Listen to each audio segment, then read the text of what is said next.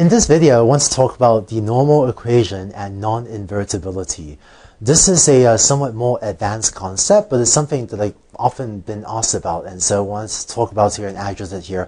But this is a somewhat more advanced concept, so feel free to consider this optional material. And it's a phenomenon that you may run into that's maybe somewhat useful to understand, but even if you don't understand the normal equation and linear regression, you should really get that to work okay.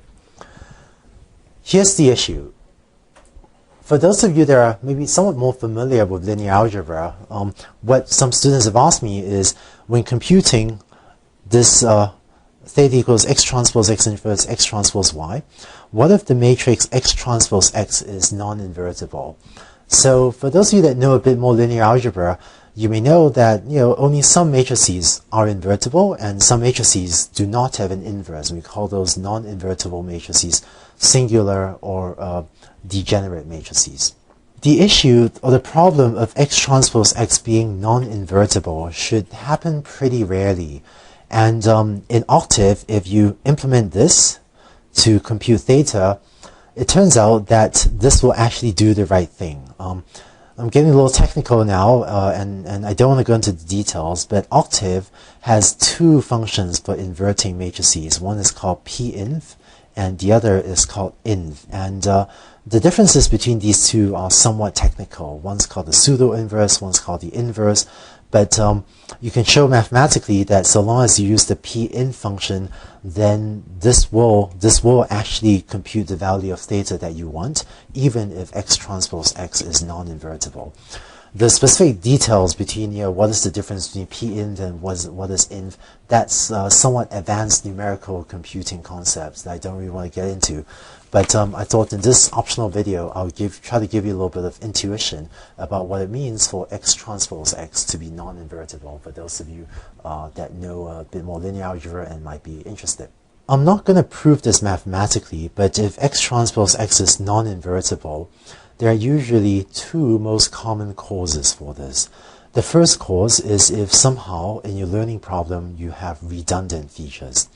Concretely, if you're trying to predict housing prices, and if x1 is the size of the house in feet, in square feet, and x2 is the size of the house in square meters, then 1 meter is equal to 3.28 feet, rounded to 2 decimals. And so your two features will always satisfy the constraint that x1 equals 3.28 squared times x2.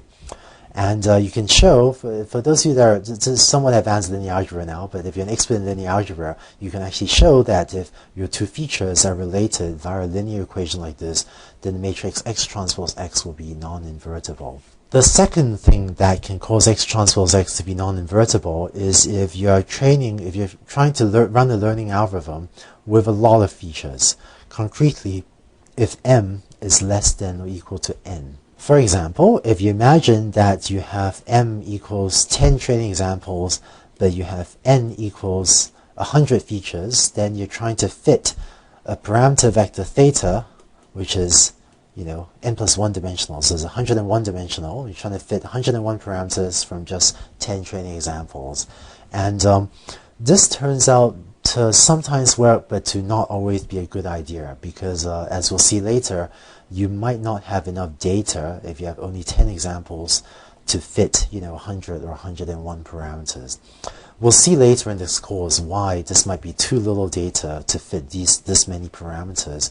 But commonly what we do then, if m is less than n, is to see if we can either delete some features or to use a technique called regularization, which is something that we'll talk about later in this course as well, that will kind of let you fit a lot of parameters, use a lot of features, even if you have a relatively small training set. But this regularization will be a later topic in this course.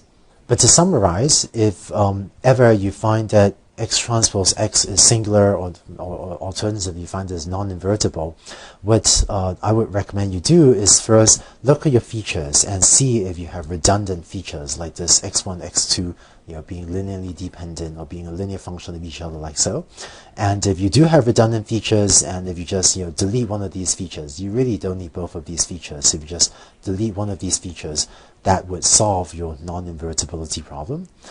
And so I would first think through my features and check if any are redundant, and if so, then keep deleting redundant features until they're no longer redundant. And if your features are not redundant, I would check if I might have too many features, and if that's the case, I would either delete some features if I can bear to use fewer features, or else I would consider using regularization, which is this topic that we'll talk about later. So that's it for the normal equation and what it means for if the matrix X transpose X is non-invertible.